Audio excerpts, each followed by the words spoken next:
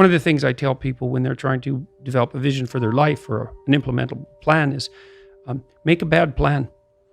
Like, make the best one you can, but don't get obsessive about it. It's like, make a plan, implement it.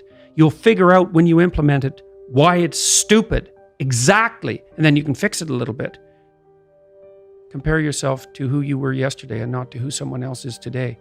The same basic idea, right, is that you have to get your markers for success right, because otherwise you can end up in the situation you described, which is that, like, there's always people out there who are doing far better than you on pretty much anything you want to imagine. And if all you're doing is seeing yourself in their reflected light, let's say, then it's going to be pretty damn dismal. But it's not a good comparison, because you shouldn't just compare. Well, first of all, there's danger in just comparing yourself to others, period, because they're not you, and God only knows what struggles they had to undertake to get to where they were, or what burdens they're currently carrying that you're not aware of. You just don't know any of that. But you can certainly contrast yourself with yourself, and that's a lot better. It is the only way. Well, it's also the only way of really measuring anything approximating proper improvement. You can actually tell when you're a little better than you were yesterday. Right. So, and you can actually do that. That's another thing that's so interesting about it, is that you can actually make yourself a little better in some way, pretty much. Well, I don't know if it's at every moment, but you can certainly do it every day. It's funny. I mean, you know, obviously, if you have a problem and you think about it, you can think up a solution. And it's not obvious how you do that.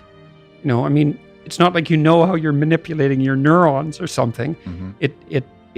It happens of its own accord in some sense, like you can participate in it, I guess, and you can interfere with it, and it seems to take a certain amount of willpower, but it still all happens mysteriously behind the scenes.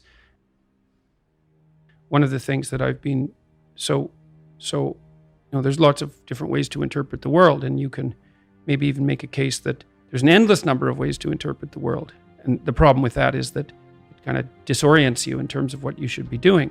But just because there's a very large number of ways to interpret the world doesn't mean there's a very large number of productive, meaningful, and sustainable ways to interpret the world. And one of the things you do have to do is figure out how you can conduct yourself today so that you don't upset the apple cart in a week or a month or a year. And so, you know, what you do in some sense psychologically is you admit to yourself that your current frame of reference is faulty. Mm-hmm. And then you start opening the door to a different kind of thinking, which is more creative thinking. It's more lateral thinking. Saying, well, I'm wrong, but that's not necessarily a problem, because I could be right if I thought some other way. Well, you know, that's great.